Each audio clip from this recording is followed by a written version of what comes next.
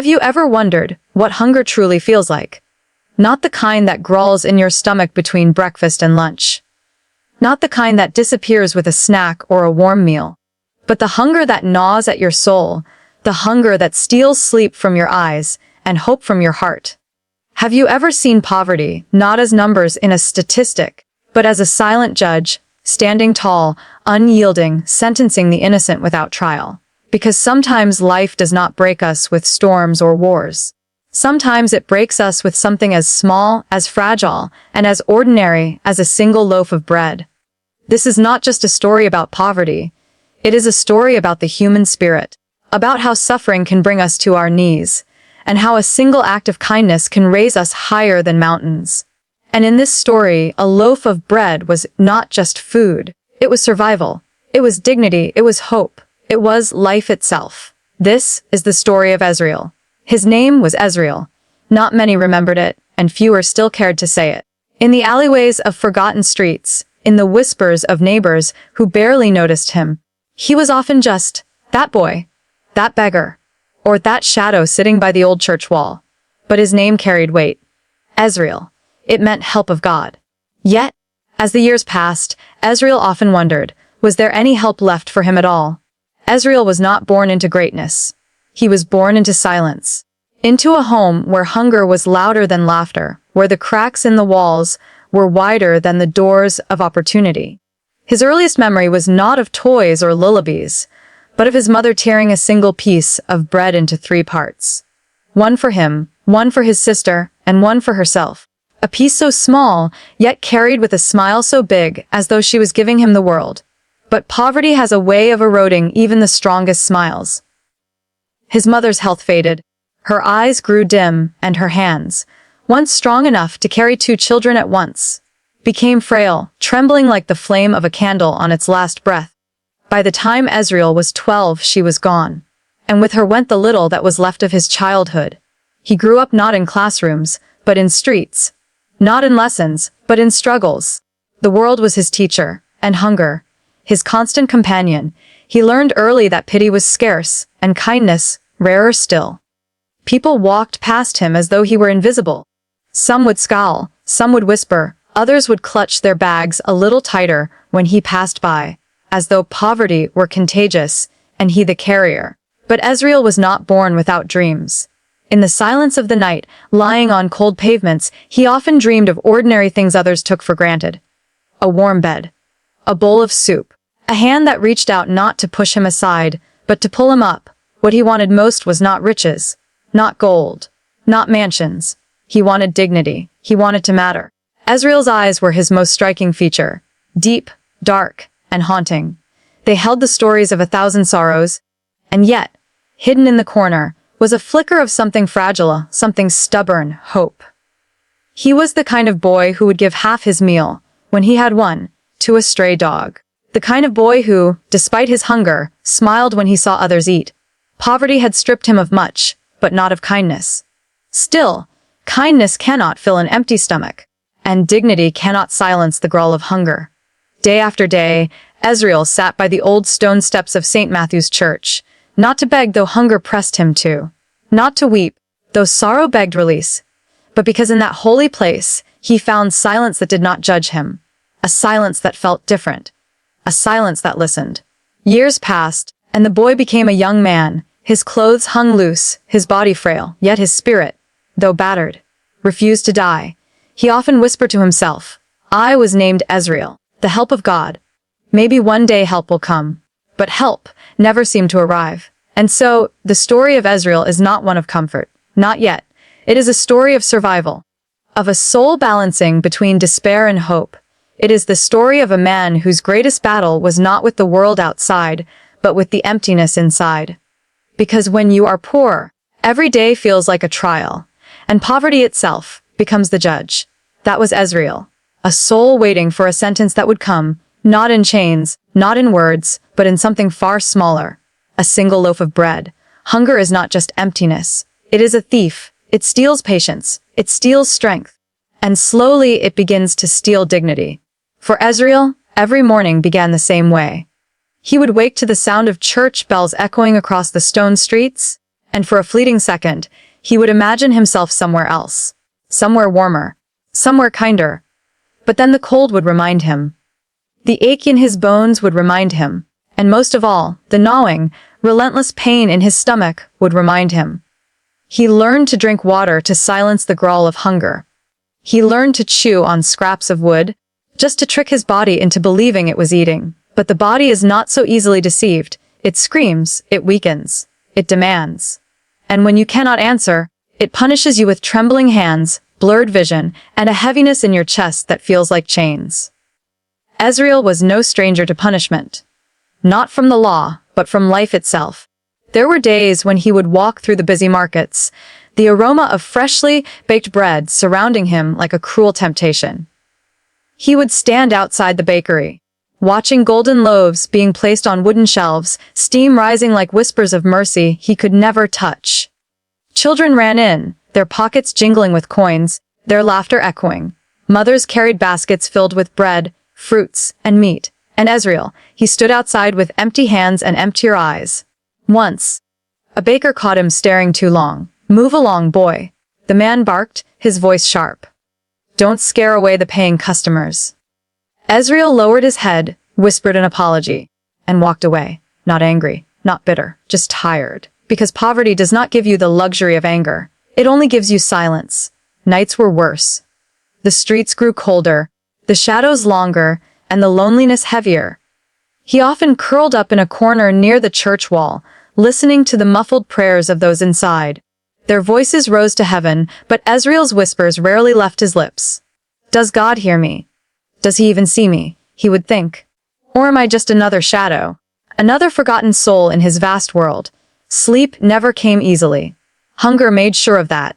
His ribs pressed against his skin, and his chest rose and fell with effort, as though even breathing was labor. Some nights, he would dream of food. A feast. A table filled with bread, soup, fruits. But the cruelest part was not the dream. It was waking up. Waking up to nothing. Waking up to the same emptiness, the same cold, the same hunger. Ezriel was not only hungry for food, he was hungry for touch, for belonging, for the warmth of another human being who saw him not as a burden, but as a brother. But poverty isolates. People avoided him. His clothes were torn, his hair unkempt, his body frail. To them, he was a warning. A reminder of what life could become if fate turned cruel. And so they turned their faces away, as though ignoring him could erase him. Loneliness is a slow death. It does not kill the body first. It kills the soul. One evening, Ezriel wandered to the riverbank. He sat on the edge, staring at his reflection in the water. What he saw did not look like him anymore. Hollow cheeks, sunken eyes, lips cracked and pale. A stranger stared back at him. "Is this me?" he whispered. "Is this what I've become?" The river offered no answer. Only silence. For a brief moment, Ezriel thought of letting himself fall forward. To let the water swallow him. To let the current carry him where hunger could no longer follow. But as his body leaned closer, he stopped. Not out of fear, but out of a stubborn fragment of hope that refused to die. "Not yet," he whispered. "Not yet." And so, he lived, if you can call it living. Days blurred into weeks, weeks into months. Each one carved deeper lines into his face, etched deeper scars into his soul. His hands shook constantly now. His body grew weaker, but what frightened him most was not death itself, it was the thought of dying unseen, dying unknown, dying without mattering to anyone. One winter morning, as snowflakes drifted gently from the sky, Ezriel collapsed near the church steps. His legs gave out beneath him, and his body crumpled like paper. He lay there, shivering, while people walked past. Some looked at him with pity, others with annoyance. But none stopped. The snow gathered on his shoulders, on his hair, on his chest. He whispered faintly, almost to himself, "Is this the end, Lord? Is this how my story ends?" On a cold step nameless, forgotten, hungry. His voice cracked, his eyes closed, and for the first time in his life, Ezriel felt certain that he would not wake again. This was Ezriel's sentence, not written in ink, not declared in a courtroom, but written in the lines of his hollow body and declared by poverty itself. For in his world, poverty was the judge, and the punishment was hunger, a hunger that would one day end him. Or so he thought. The snow kept falling. Ezriel's body lay weak, almost lifeless on the cold stone steps of St. Matthew's Church. His lips trembled, his chest rose and fell shallowly, and for a moment silence seemed to claim him. And then, footsteps. Light, hurried footsteps. Not of a wealthy merchant, not of a passing priest, but of a child. A little girl, no older than 8, wrapped in a wool coat far too big for her small frame, stopped when she saw him. Her eyes widened. Most children would have run. Most would have clung tighter to their parents. But this child, she didn't move away. She moved closer. "Sir," she whispered softly, her voice trembling. Ezriel stirred, his eyes barely opening. He saw only a blur of innocence above him. The girl hesitated, then reached into the basket she was carrying. From it, she pulled out something simple, something ordinary. Yet to Ezriel, it looked like heaven itself, a loaf of bread. The steam still rose from it. The crust was golden, crisp. The smell, warm, rich, life-giving, wrapped around Ezriel like a blanket. His body trembled not from the cold, but from the ache of desire, the sheer longing for that single loaf. The girl knelt beside him. "Please?" she whispered, pressing the bread into his trembling hands.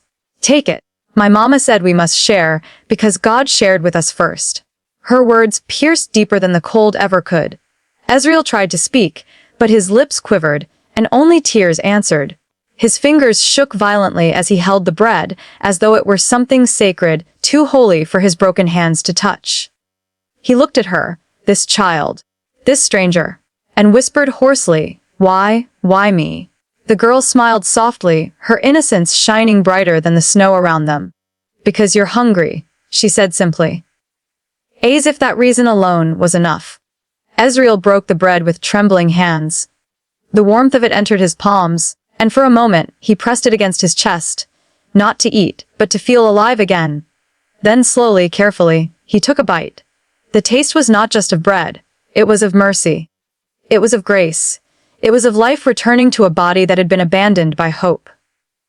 Tears streamed down his face as he chewed, each bite reviving a piece of him he thought had long died. The girl watched him with quiet joy, as if she had just given him a treasure far greater than gold. To her, it was just bread. To Ezriel, it was salvation. For the first time in years, Ezriel smiled, not the forced, wary curve of lips he sometimes wore for strangers, but a real smile, a smile born of gratitude, of awe, of wonder that someone, anyone, saw him. The girl stood slowly.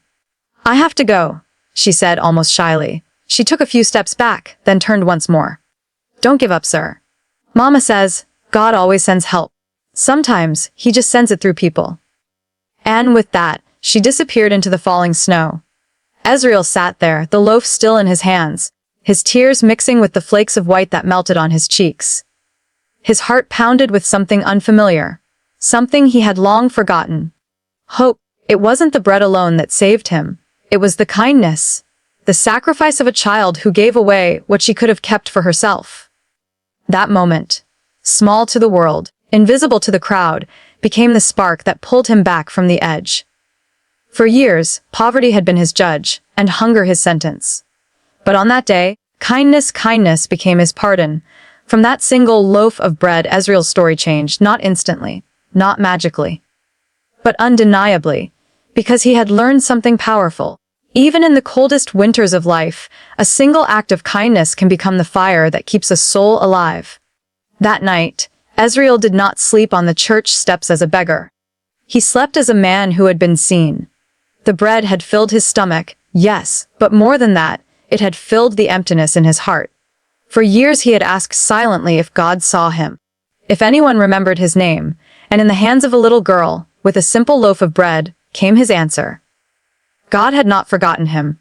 Humanity had not abandoned him. Kindness still walked this earth. The next morning, Ezriel rose slowly. His body was still frail, but something in him was stronger than before. He walked to the river where he once thought of surrendering his life. But this time, when he looked into the water, the reflection staring back was not of a ghost, but of a man reborn. "I was named Ezriel, the help of God," he whispered to his reflection. "And yesterday, God helped me." From that moment, he made a vow. If a child could give away her bread, he could give away his life to something greater than his hunger. He could give kindness, just as he had received it. Ezriel began to spend his days not only surviving, but serving.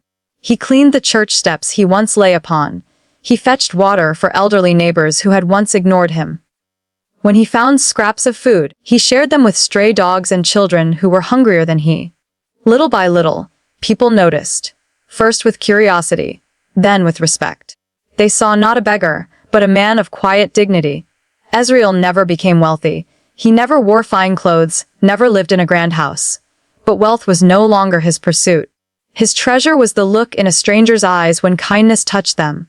His wealth was measured not in coins, but in smiles. Years later, people in that town began to tell stories of him, the man by the church who always helps, the one who gives away what little he has. His name, Ezriel. They say it means help of God, and perhaps that's what he truly is. Ezriel, the man once forgotten, had become a symbol, not because he escaped poverty, but because he proved that even within it, kindness can bloom. He carried with him the memory of that child's loaf of bread, as if it were still warm in his hands. And every act of kindness he gave was, in truth, his way of passing that bread onward. And here lies the moral. We live in a world where poverty is still the judge, where countless souls, like Ezriel, are sentenced every day, not by law but by hunger, loneliness, and neglect. But the verdict is not final, because sometimes the appeal is kindness, a loaf of bread, a hand outstretched, a smile shared. These are not small things. They are life itself to someone who has nothing. Kindness costs us little, but to the one receiving it, it can mean the difference between despair and hope, between life and death. Ezriel's story is not only about poverty. It is about us. It is about the power we hold in the simplest choices. When we choose to look away, poverty wins. But when we choose to see, to give, to share, even in the smallest ways, we become the help of God to someone in need. Ezriel once believed he would die unknown, unseen, but because of one child's act of kindness, his life became a beacon. He learned that dignity is restored not through riches, but through compassion. And he showed the world that kindness is the greatest wealth of all. It wasn't riches that saved Ezriel's life, it was a single loaf of bread given with love.